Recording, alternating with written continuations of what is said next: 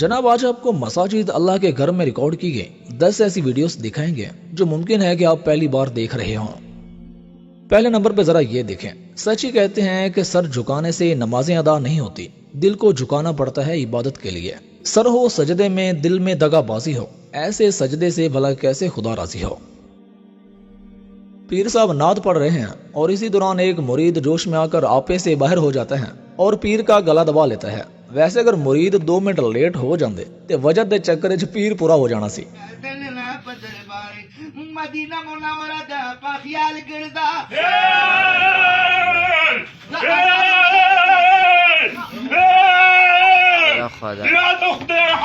سبحان اللہ۔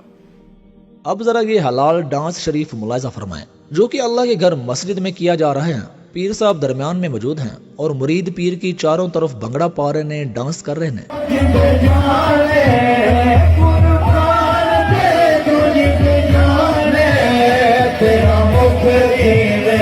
ہائے ہائے ہائے۔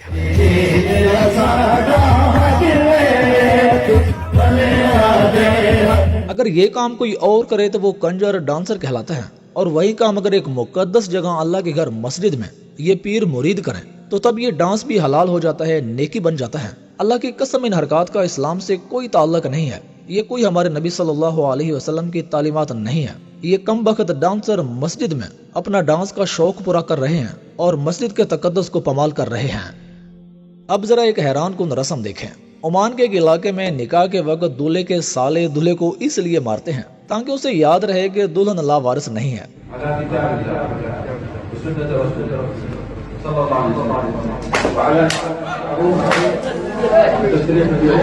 اللہ تعالیٰ کو شکر ادا کریں کہ یہ رسم ہمارے یہاں نہیں ہے، ورنہ ڈوئی لال پہلے دینی ہو جانی سی۔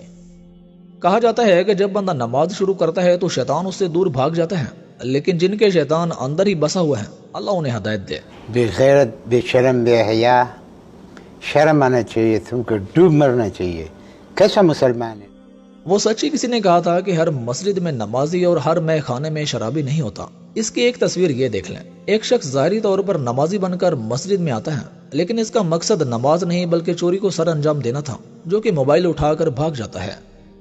اب ذرا یہ دیکھیں، یہ بچے جو نماز کا مذاق بنا رہے ہیں، حالانکہ یہ کوئی کم عقل معصوم بچے نہیں ہیں، جو کہ تقریباً 13-14 سال کے ہیں، جنہوں نے بڑے بڑے سٹنٹ مارنا تو سیکھ لیا ہے لیکن نہیں سیکھا تو مسجد کا ادب نہیں سیکھا۔ اب ذرا اس گاڑی باز ملا کو سنیں جو کہ اللہ کے گھر مسجد میں ممبر رسول پر بیٹھ کر اللہ کے حق پر ڈاکہ مار رہا ہے۔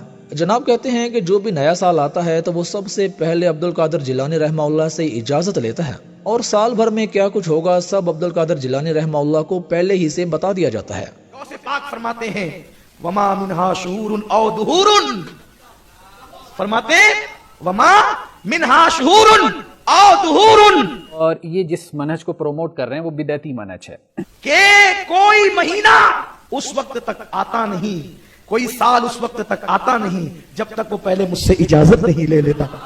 تم نے اپنے پیروں کو الہی صفات دے کر شرک کی دلدل میں چھلانگیں لگائی ہوئی ہیں، خود بھی گمراہ ہو رہے ہو اور اپنی عوام کو بھی گمراہ کر رہے ہو۔ فرماتے ہیں ہر سال نیا سال آنے سے پہلے، نیو ایئر آنے سے پہلے، یہ جنوری والا نہیں محرم والا، تم کسی نفسیاتی ڈاکٹر کو دکھاؤ، جا کے چیک اپ کرو اپنا۔ جنوری والا نہیں محرم والا آنے سے پہلے وہ میرے پاس آتا ہے۔ غوث پاک کہتے ہیں میرے پاس آتا ہے، یارو چوڑا بھی کو ماں پہ ہونا چاہیے۔ پہلے وہ میرے پاس آتا ہے، غوث پاک کہتے ہیں میرے پاس آتا ہے، اور سال بھر میں کیا ہوگا وہ مجھے رپورٹ دیتا ہے۔